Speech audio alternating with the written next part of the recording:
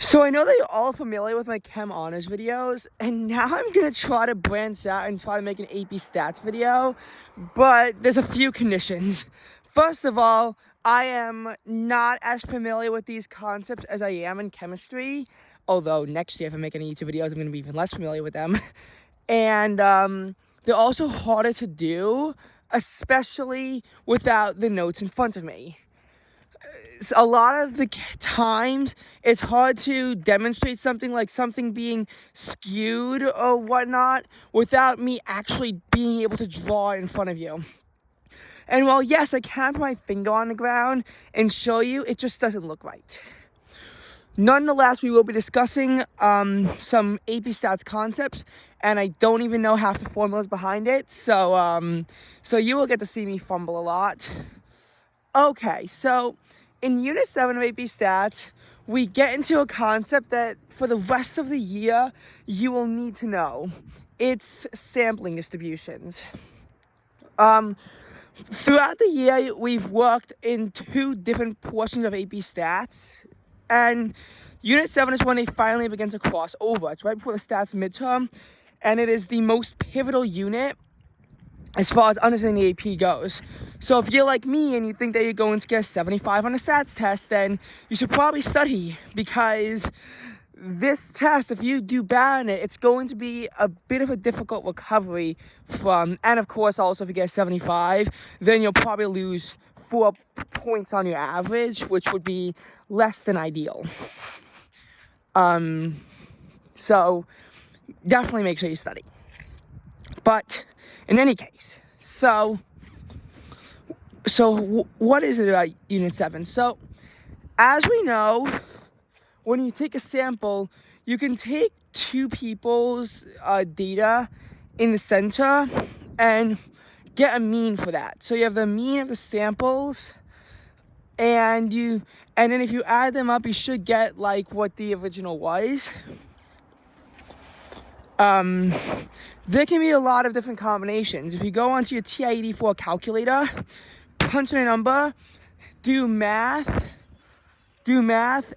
enter, or go to NCR and then enter, and then type in a second number and hit enter. That's how many possible combinations you can make. It's crazy, and I'm going to admit that. It can be a crazy amount of combinations, but that's how many you need. So the thing is that you have a parameter of a population and then a statistic. So the population is going to be the entire people of interest, and the sample is going to be whatever you select using your simplified random sample or whatever. From there, the parameter is the amount of people who have a specific trait, and in the statistic you try to find a proportion of whatever. I think the sampling distribution is what you need. You need to find the and then you need to find a proportion. So the mean is an unbiased estimator if the proportion in your population and in your sample is the same thing. The standard deviation is not an unbiased estimator. We talked about how NQ over 1 is like the standard deviation of your proportion, and once you get to the actual numbers, you for the standard deviation, I don't know.